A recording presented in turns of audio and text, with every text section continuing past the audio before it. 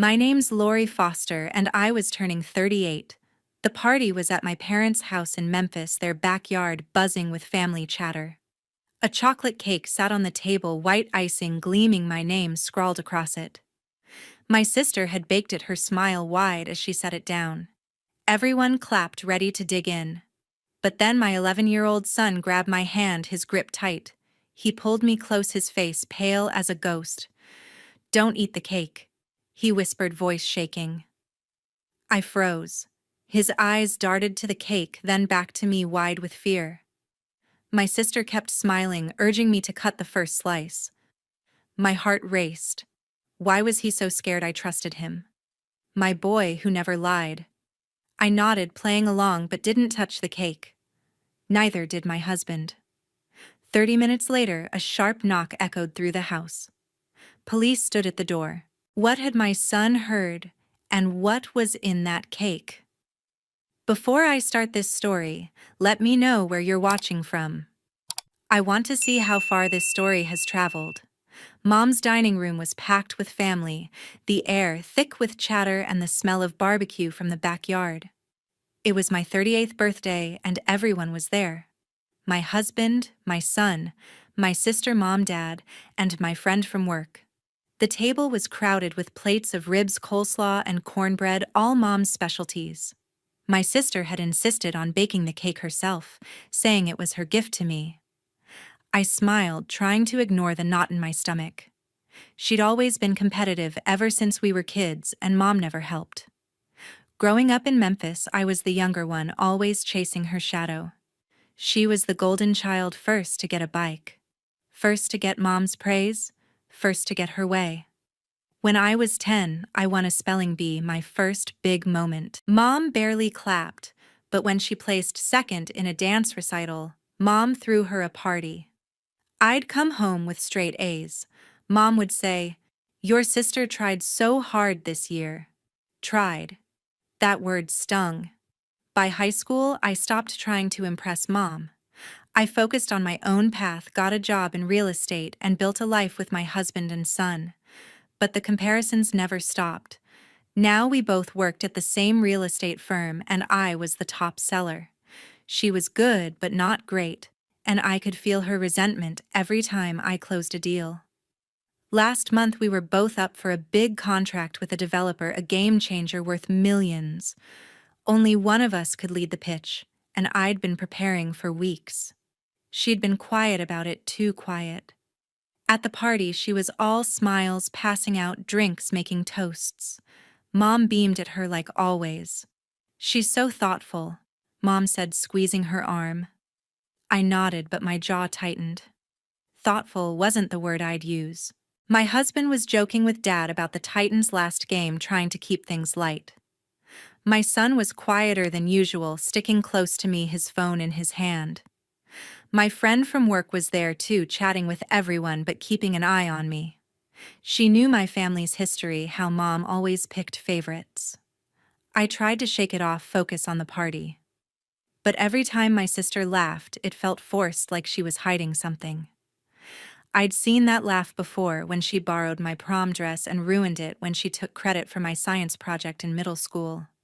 Mom always defended her, saying I should be the bigger person. I wasn't that kid anymore. I'd worked hard for my career, my family, my life. Closing that developer contract would be my biggest win yet, and I wasn't letting anything or anyone stand in my way.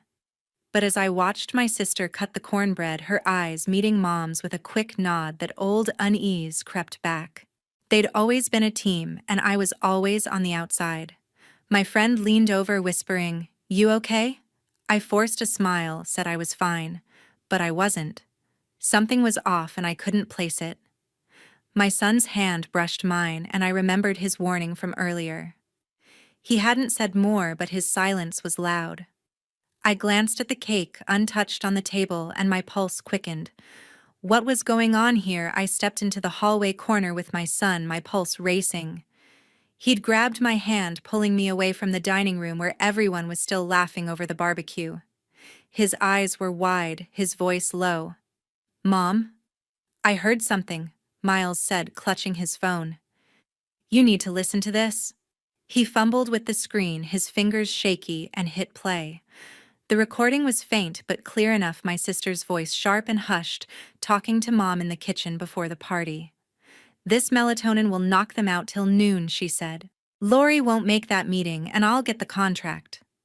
Mom's voice chimed in, calm as ever. Just enough to make them sleep, honey. She's had her turn. My stomach twisted. They were talking about the cake, the one my sister had baked for me. I grabbed Miles's phone, replaying the clip, each word sinking in deeper. Melatonin. The real estate deal. That developer contract was my shot at a promotion, the biggest break of my career. I'd been working late nights, prepping slides, perfecting every detail. My sister knew it. She was up for the same deal, but I was the frontrunner. And Mom. She was helping her sabotage me. My hands shook as I handed the phone back to Miles. How'd you get this? I whispered. He looked down, scuffing his sneakers. I overheard them in the kitchen this morning. I hid behind the pantry and recorded it. His voice was small but steady. My 11-year-old had caught them red-handed. I pulled him into a quick hug, my mind spinning. You did good, I said, forcing my voice to stay calm. Stay quiet for now, okay? He nodded, slipping his phone back into his pocket. I glanced back at the dining room. My sister was pouring punch, chatting with Dad like nothing was wrong. Mom was passing out plates, her smile warm as always. My husband was still joking with my friend, oblivious. I had to act fast, but I couldn't let them know I knew. The cake was still on the table, untouched, its white icing mocking me. If we ate it, we'd sleep through the morning, miss the meeting, and hand my sister the win. I walked back to the table, my legs heavy but my face neutral. My husband was reaching for the cake knife, ready to cut the first slice. Barry, wait, I said, a little too sharp. He paused, looking at me confused. I grabbed his arm, pulling him toward the kitchen under the pretense of getting more napkins. Don't eat the cake, I whispered, keeping my voice low. Something's wrong with it. His eyes narrowed, but he trusted me enough not to ask questions right then. I knocked over his plate as we walked back, making it look accidental. Oops, I said loudly, grabbing a cloth to clean it up. My sister glanced over, her smile tightening for a split second. She didn't suspect I knew, not yet. Miles stayed close, his eyes darting between me and the cake. My friend caught my gaze, raising an eyebrow. She could tell something was up, but I shook my head slightly, signaling her to stay quiet. Mom was still playing the perfect host, offering seconds on ribs. Dad was lost in his conversation, clueless as usual. I sat back down, forcing a laugh at some joke I didn't hear. My sister pushed the cake closer, her voice sweet. Come on, birthday girl, make a wish. I smiled back, gripping my fork, my mind racing. I wasn't eating that cake, and I wasn't letting Barry or Miles touch it either. But I needed to keep them talking, keep them distracted until I figured out my next move. I slipped my phone out of my pocket, keeping it low under the table. My hands were steady, but my mind was racing. I needed more from Miles, something to piece this together before I made a move. The dining room was still loud with chatter plates clinking as Mom served more cornbread. My sister was across the table refilling glasses, her eyes flicking toward me now and then. I typed a quick text to my son. Tell me everything. When did you hear them? Where I hit send, glancing at him. Miles was sitting near Dad, picking at his food, his phone hidden in his lap. He saw my message, gave a small nod, and started typing back. His reply came fast, this morning in the kitchen. I was grabbing a soda from the pantry. They didn't see me. Lindsay said the melatonin was already in the cake mix. Mom said to make sure it was enough to keep you out till noon. My chest tightened. They'd planned this hours ago before I even got here. I texted back. Stay close, but don't say anything. Miles looked up, his face serious, and nodded again. He was only 11, but he was sharp, and I trusted him to keep quiet. I needed another set of eyes, someone who could watch without raising suspicion. My friend was perfect for this. She knew my family's history, and wouldn't hesitate to help. I caught her gaze across the room, and tilted my head toward the kitchen doorway. She excused herself from her conversation with my husband and followed me to a quiet spot near the stairs. "Robin," I whispered, keeping my voice low. "Something's up with my sister and Mom. Can you watch them? Especially around the cake." Her eyes narrowed, but she didn't ask questions. "Got it," she said, squeezing my arm. "I'll let you know what I see." Robin went back to the dining room, blending in effortlessly. She grabbed a drink and stood near the dessert table, chatting with a cousin, but keeping her focus on my sister. I stayed near the doorway, pretending to check my phone, my eyes scanning the room. My sister was now hovering near the cake, adjusting the candles with a little too much care. She glanced at Mom, who was busy handing out napkins, and then back at the cake. Her fingers lingered on the edge of the platter like she was checking something. My stomach churned. What was she making sure of? Robin texted me a minute later. "She's acting weird. Keeps touching the cake platter and looking at you." Mom just nodded at her from across the room. I swallowed hard, my suspicion growing. Robin was sharp. She'd worked with me in real estate for years and could read people like a book. If she thought my sister was up to something, I believed her. I texted back, "Keep watching. Let me know if she does anything else." Robin gave a subtle thumbs up from across the room, her face casual, but her eyes locked on my sister. I moved back to the table, sitting next to my husband. Barry was laughing at something Dad said, completely unaware of the storm brewing. I leaned close, keeping my voice low. "Barry, stay sharp. Don't touch the cake," I said, my tone firm. He gave me a puzzled look but nodded, trusting me like always. I couldn't tell him everything yet, not with my sister and Mom so close. Mom was now circling the table, offering seconds on punch, her smile as warm as ever. But I saw it now, the way her eyes darted to my sister, like they were sharing a secret. It made my skin crawl. My phone buzzed again. Another text from Miles. "I heard Mom tell Lindsay to push you to cut the cake soon. They're watching you." I glanced at my son, his face half hidden behind his glass. He was playing it cool, but I could see the worry in his eyes. I typed back, "Good job. Stay calm." My sister was back at the dessert table now, her hands brushing the cake platter again. Robin caught my eye, tilting her head slightly toward my sister, confirming what I already knew. Something was definitely wrong with that cake, and they were both in on it. I took a deep breath, forcing myself to smile as my sister called out, "Ready for the birthday girl to cut the cake." Her voice was bright, but I caught the edge in it, like she was testing me. I waved her off, saying I needed a minute, and grabbed a plate of ribs to look busy. My mind was spinning. The developer contract was tomorrow morning, and I'd spent weeks preparing for it. If I missed that meeting, my sister would swoop in, take the lead, and claim the deal. She'd always wanted to outshine me, and Mom was helping her do it. I wasn't going to let that happen. Not on my watch. The dining room fell quiet for a moment, just long enough for me to take a deep breath and steel myself. My sister was still standing by the dessert table, her hands clasped tightly, waiting for me to cut the cake. I wasn't ready to show my cards yet, but I couldn't let this slide. I stood up, pushing my chair back, and walked over to her.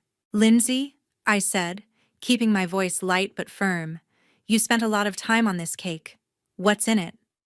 The question hung in the air, simple but pointed. Her eyes flicked to me, then away, a nervous smile tugging at her lips. "What do you mean?" Lindsay said, her tone too casual, like she was brushing off a joke. "It's just chocolate cake, your favorite." "Why?" Her hands fidgeted, smoothing her apron, and I caught a slight tremor in her fingers. She was good at playing innocent, but I'd known her too long to buy it. I leaned closer, lowering my voice so only she could hear. "Just curious. Anything special in the mix? You know, to make it extra relaxing." Her smile froze, and for a split second her eyes widened before she forced a laugh. "Relaxing? Come on, it's just a cake. You're being weird." Mom was quick to jump in as always. She stepped between us, her hand on Lindsay's shoulder, her voice warm but sharp.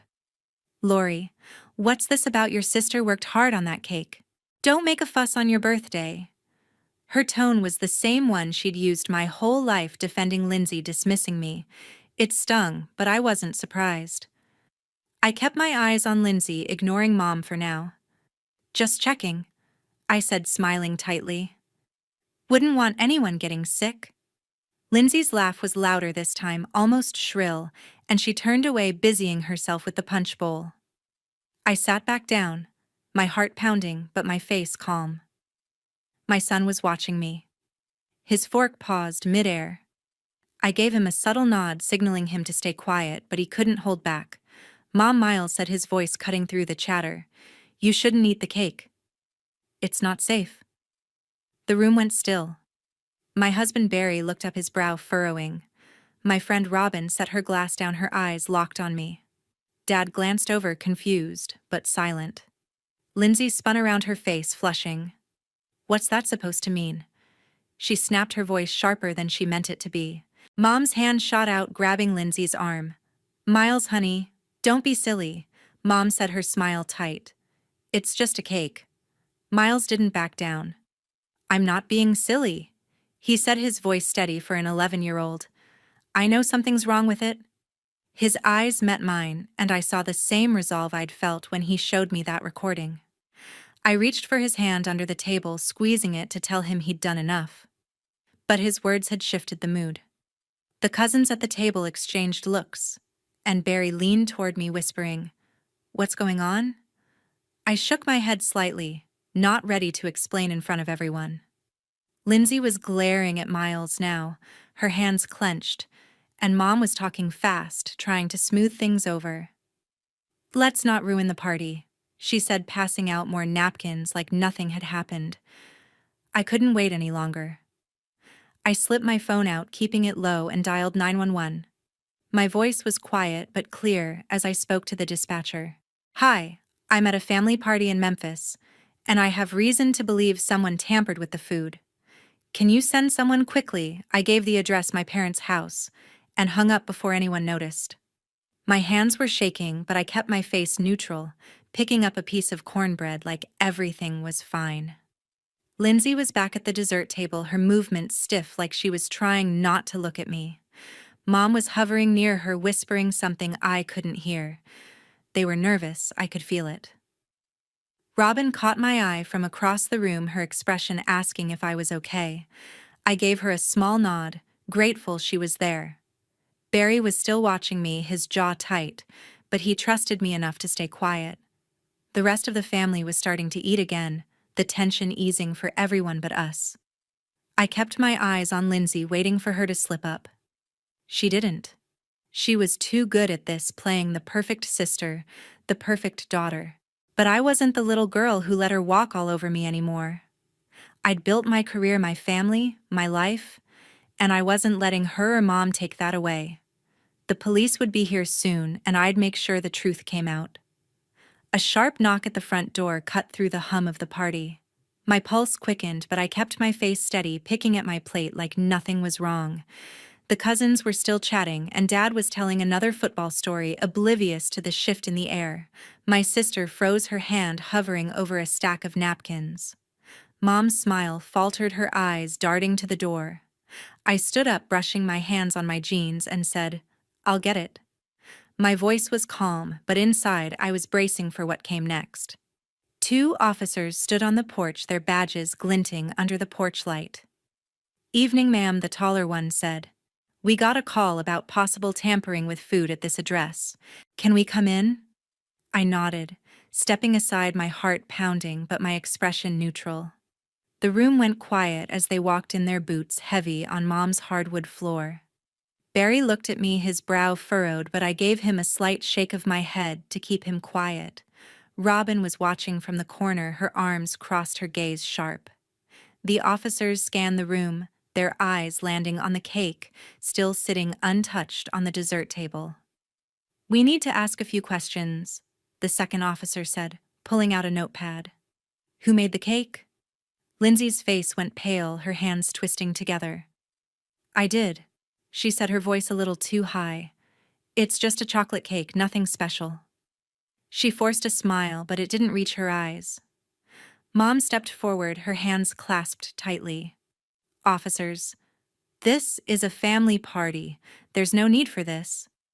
My daughter made that cake with love. Her voice was warm, but I caught the tremor in it. Before I could say anything, Miles stood up, his chair scraping against the floor. I called you. He said, his voice clear, but shaking slightly. My jaw dropped. I'd called 911, but I hadn't known Miles had too.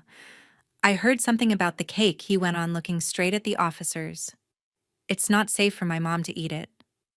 The room felt like it stopped breathing. Lindsay's eyes widened and she took a step back, bumping into the table. Mom's hand flew to her chest, her face flushing. Miles? Honey, what are you talking about? She said, her voice sharp now, no trace of warmth.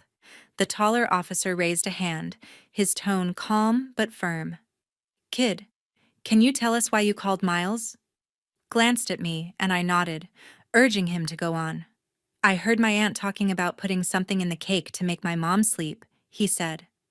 I called because I was scared for her. He didn't mention the recording, and I was grateful he was keeping that card close, just like I'd taught him. The officers exchanged a look, then turned to Lindsay. Ma'am, we're going to need to take that cake for testing, the second officer said, moving toward the dessert table. Lindsay's voice cracked. Testing for what? It's just a cake. She laughed, but it came out shaky, almost desperate. Mom jumped in, her words tumbling out. This is ridiculous. My grandson's just confused. There's nothing wrong with that cake. Her hands were shaking now, and she grabbed Lindsay's arm, pulling her close. The officers didn't budge. We'll let the lab decide, that the taller one said, carefully lifting the cake platter and placing it in an evidence bag. Lindsay's eyes darted to Mom, her face pale, her lips trembling like she was about to cry. I stayed quiet, watching every move. Barry leaned closer, whispering, Did you know he called them? I shook my head, my eyes still on Lindsay and Mom. Robin caught my gaze, her expression saying she was as stunned as I was. The cousins were whispering now, their eyes bouncing between the officers and Lindsay. Dad just sat there, his fork frozen, looking lost. The officers asked a few more questions. When was the cake made? Who had access to it? What ingredients were used? Lindsay stammered through her answers, repeating flour, sugar, cocoa like a mantra. Mom kept cutting in, insisting it was all a misunderstanding, her voice louder each time. Lindsay tried to slip toward the kitchen, but the second officer stepped in her path. Ma'am, please stay here, he said, his tone polite but firm. Her face crumpled and she shot Mom a desperate look. Mom's eyes were wide, her hands twisting her necklace like she was trying to anchor herself. I could feel the panic rolling off them, and it confirmed everything I'd suspected. They were scared because they knew what was in that cake. I kept my composure, my hands steady in my lap, but inside, I was seething. My own sister and mother plotting against me, and now my 11-year-old had to step up to protect me. The officers finished their questions and said they'd be in touch after the lab results came back. As they turned to leave, the taller one looked at me. Ma'am, we got 2 calls about this, one from you, one from a kid. We'll follow up soon. I nodded, my throat tight. Miles sat back down, his shoulders slumped, but his eyes fierce. I reached for his hand, squeezing it hard. He'd done something I hadn't even known about, and I'd never been prouder or angrier at my family. The living room was tense, the air thick with silence after the officers left with the cake. My sister stood by the couch, her arms crossed, avoiding my gaze. Mom was next to her, her hands fidgeting with a dish towel, her usual calm replaced by a nervous edge. The cousins had started whispering again, their eyes darting between us. Dad sat quietly in his recliner, his face blank, like he was still processing everything. Barry was by my side, his hand resting on my shoulder, a silent show of support. Miles was near the doorway, watching closely, his small frame rigid with worry. I took a deep breath, my voice calm but sharp. Lindsay, enough. The police are testing the cake. What did you put in it? My words cut through the room, direct and unyielding. Lindsay's head snapped up, her eyes wide, but she didn't answer right away. Her lips pressed into a thin line and she glanced at Mom like she was waiting for a lifeline. Mom opened her mouth, but I raised a hand, cutting her off. No, Mom. Let her speak. My tone was firm, and for once, Mom stayed quiet, her hands tightening on the towel. Lindsay's shoulders slumped and she let out a shaky breath. Fine, she said, her voice low, almost a whisper. I put melatonin in the cake. Just a little to make you sleep through your meeting tomorrow. The words hit me like a punch, but I kept my face steady, my eyes locked on hers. I knew you were up for that developer contract. She went on, her voice cracking. It was my only shot to get ahead. You always get everything, Lori. I just wanted a chance. Her eyes glistened, but I felt no sympathy, only a cold anger settling in my chest. Mom stepped forward, her voice urgent. It wasn't supposed to hurt anyone, she said, her words tumbling out. I knew about the melatonin, but it's harmless, Lori. Just a sleep aid. I thought it would give Lindsay a fair shot at the contract. You've had so many opportunities. Her voice softened like she was pleading for me to understand, but it only made my blood boil. My own mother choosing sides again, thinking this was just a game. I clenched my fists, forcing myself to stay composed. Harmless, I said, my voice low. You thought drugging my family was fair. Robin stepped forward from the corner, her expression hard. I saw her acting strange, she said, her voice steady, cutting through the tension. Lindsay kept hovering around the cake all night, checking it, looking at you, like she was waiting for something. I told Lori earlier, and I'll tell the police the same thing. Her words were like a hammer nailing Lindsay's guilt. Lindsay's face crumpled and she sank onto the couch, covering her face with her hands. Mom's eyes widened and she reached for Lindsay, but her hand froze mid-air like she knew there was no fixing this. Barry squeezed my shoulder, his voice low. You okay? I nodded, but my mind was racing. Miles moved closer, his eyes flicking between me and Lindsay. I knew something was wrong, he said quietly, his voice steady despite his age. I reached for his hand, grateful for his courage. Dad finally spoke, his voice rough. What were you thinking, Lindsay? He sounded tired, disappointed, and for the first time I saw him look at her without his usual softness. Lindsay didn't answer, her head still in her hands, her shoulders shaking. I turned back to Mom, my voice cold. You knew and you let it happen. You chose her over me, over my family. Mom's face fell, her eyes filling with tears. Lori, I didn't mean it like that, she said, her voice breaking. I just wanted things to be even. Even. The word stung, a reminder of every time she'd favored Lindsay, every time I'd been pushed aside. I shook my head, done with excuses. This isn't about even, I said. This is about betrayal. The room stayed quiet, the weight of the truth settling over everyone. The cousins had stopped whispering, their faces a mix of shock and unease. Robin stood firm, her arms crossed, ready to back me up. Barry kept his hand on my shoulder, grounding me. Miles stayed close, his small hand in mine, a reminder of why I was fighting. Lindsay's confession hung in the air, and Mom's weak defense only made it worse. I didn't know what the police would find in that cake, but I knew one thing for sure: my family would never be the same. The dining room was silent, the weight of Lindsay's confession still hanging heavy. My sister sat slumped on the couch, her face buried in her hands, while Mom stood beside her, clutching the dish towel like a lifeline. I took a deep breath, my voice firm but cold. Lindsay. Mom, you need to leave. Now. Lindsay's head jerked up, her eyes red and glistening. Lori, please. She started, her voice trembling. I didn't mean to hurt you. I cut her off, my hand raised. You drugged my cake to sabotage my work. You don't get to stay.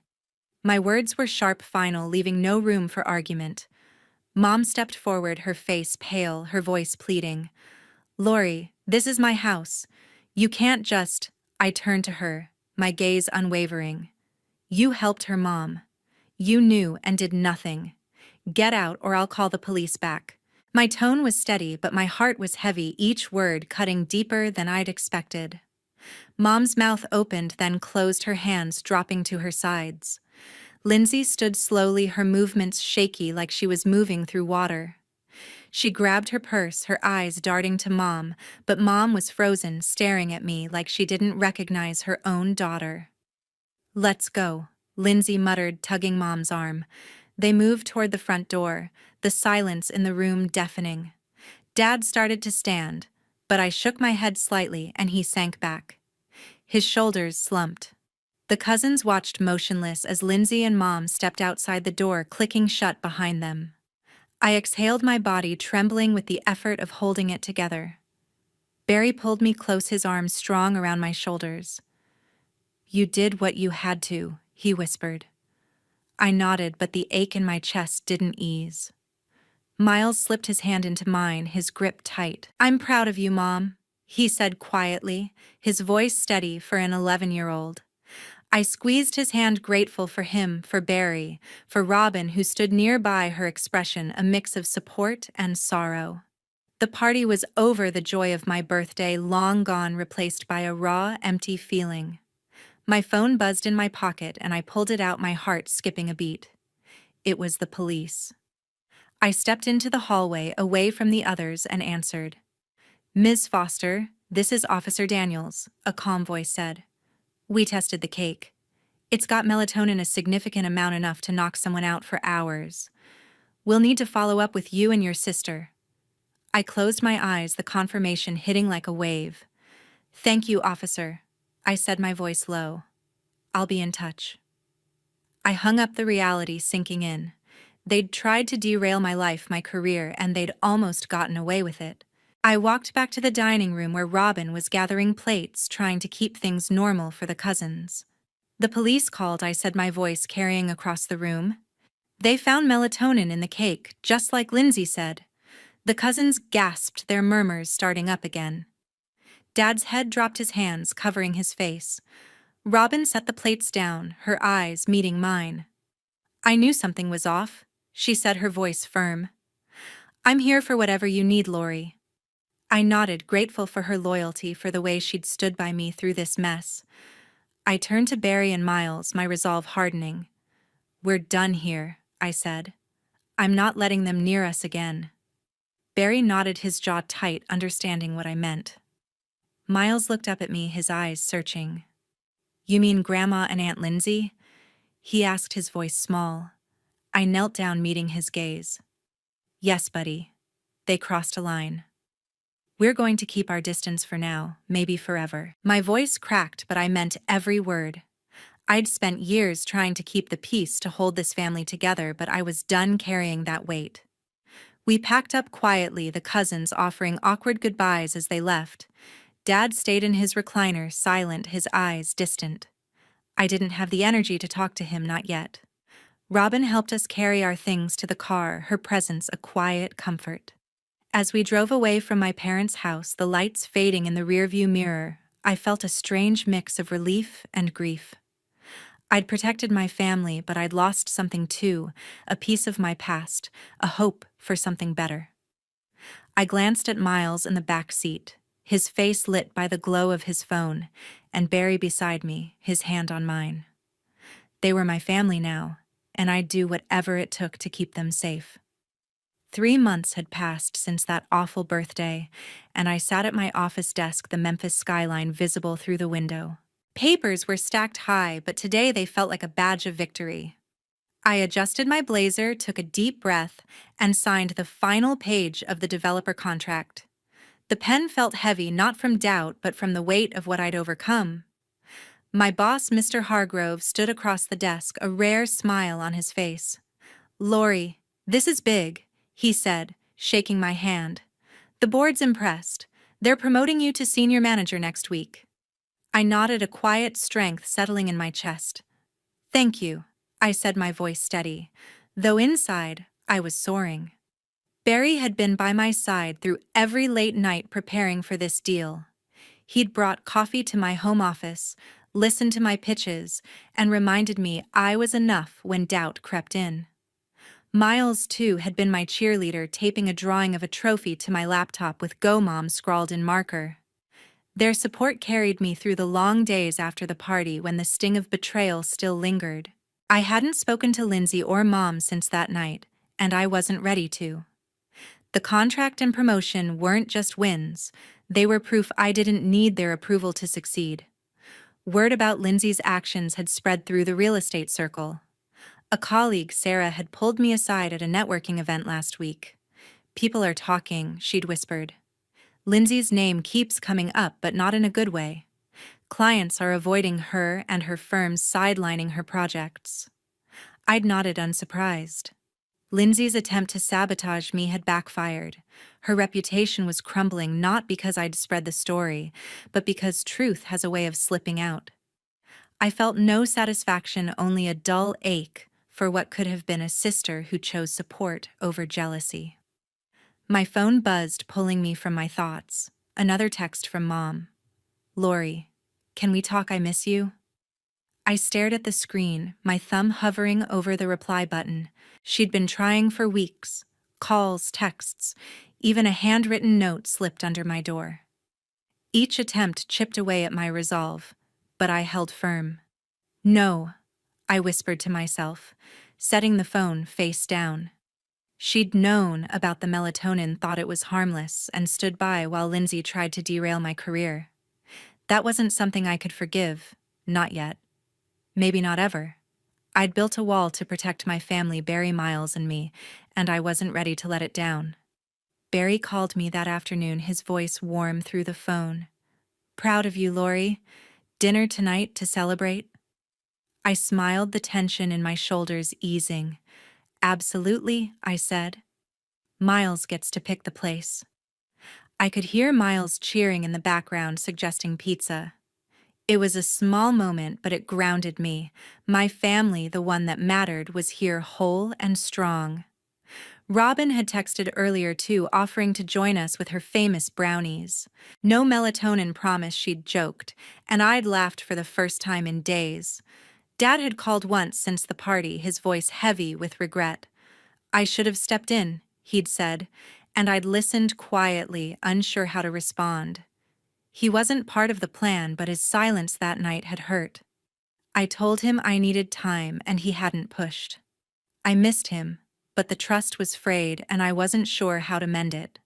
For now, my focus was on moving forward, not looking back. At the office, I walked into the break room where colleagues congratulated me on the promotion. Their smiles were genuine, their words kind, but I couldn't shake the memory of Lindsay's face that night, crumpled with guilt. I didn't hate her, but I couldn't let her back in. The real estate world was small, and whispers about her were growing louder. A client had canceled a meeting with her last month, citing trust issues. I hadn't asked for details, it wasn't my place. My job was to keep climbing, to show Miles that hard work and integrity won out. That evening at the pizza place, Miles grinned across the table, sauce on his chin. Barry raised a glass of soda, his eyes warm. "To Lori, the toughest woman I know," he said. I laughed, clinking my glass with his. The moment felt right, like a new chapter. But as we ate, my phone lit up again, another message from Mom. "Please, Lori, just one conversation." I turned the phone over, my heart tight. I wanted to believe she could change, but her actions had spoken louder than her words. I looked at Miles laughing with Barry and knew I'd made the right choice. My family was here, and I'd keep moving forward one step at a time. 6 months after that chaotic birthday, our living room was warm with the glow of evening light. Miles sat cross-legged on the couch, his science project spread across the coffee table, cardboard planets, and a tangle of wires. I was next to him, helping glue a model of Jupiter, my mind half on the task, half on the weight of the past year.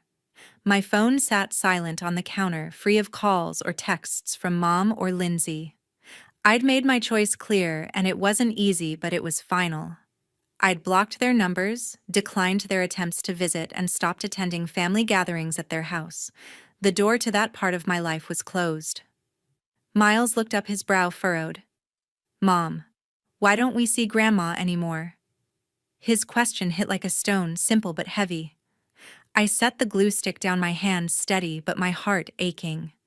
I'd known this moment would come, and I wanted to be honest without burdening him. Miles, I said, my voice calm. Sometimes people we love make choices that hurt us. Grandma and Aunt Lindsay did something that broke my trust. I had to set a boundary to keep us safe. His eyes searched mine, curious but trusting. Like a line you don't let people cross, he asked. I nodded, a small smile breaking through. Exactly. It's about protecting what matters, our family, you, me, and Dad. Barry walked in from the kitchen, a mug of coffee in hand. You're teaching him the good stuff, he said, his voice warm but serious. He sat on the armrest, his presence grounding. I glanced at him, grateful for his quiet strength. It's important, I said. Miles needs to know that being honest and standing up for yourself isn't just okay, it's necessary. Miles tilted his head, processing. Like when I told you about the cake, he asked. My chest tightened at the memory, but I kept my voice steady. Yes, buddy, you were brave and honest. That's why we're here together, stronger for it. I leaned forward, meeting his gaze. People might try to pull you down, even family, I said. But you don't have to let them. You can choose who gets to be close to you. And you always tell the truth, especially when it's hard. Miles nodded, his small hands fidgeting with a wire. I get it, he said. Like when I told my teacher about the kid who cheated on the test. I smiled, proud of his clarity. Just like that. Honesty keeps you strong and boundaries keep you safe. The silence that followed felt peaceful, not heavy. We went back to the project, gluing planets and laughing when Barry accidentally smeared paint on his sleeve. But my mind lingered on the choice I'd made. Cutting off Mom and Lindsay wasn't just about anger, it was about survival. Mom had sent a letter last month, her handwriting shaky, asking to meet at a coffee shop. I'd read it once, then tucked it away in a drawer. Lindsay hadn't reached out, but I'd heard from a mutual colleague she'd left her firm, unable to shake the whispers about her actions. I didn't feel triumph, only a quiet resolve. Their choices had consequences, and I was done carrying the weight of their mistakes. Robin stopped by later, bringing a stack of books for Miles's project. You're raising a good kid, she said, watching him sort through the pages. I nodded, my throat tight. He's learning what family really means, I said. Robin squeezed my shoulder, her loyalty a steady anchor. Dad had called again last week, his voice softer, asking if Miles could visit. I'd said we'd think about it, but I wasn't ready. His silence during that night still stung, and I needed more time to rebuild what was broken. As Miles packed up his project, I watched him, my heart full. He was growing up, learning to navigate a world that wasn't always kind. I'd faced betrayal, set boundaries, and built a life with the people who mattered most. Barry caught my eye, his smile soft. We're okay, Lori, he said, like he knew what I was thinking. I nodded, my voice low. More than okay. The lesson wasn't just for Miles, it was for me too. Honesty had saved us, and protecting our small family was worth every hard choice. I looked at the planets on the table, each one a piece of Miles's world, and knew we'd keep building ours one truthful step at a time.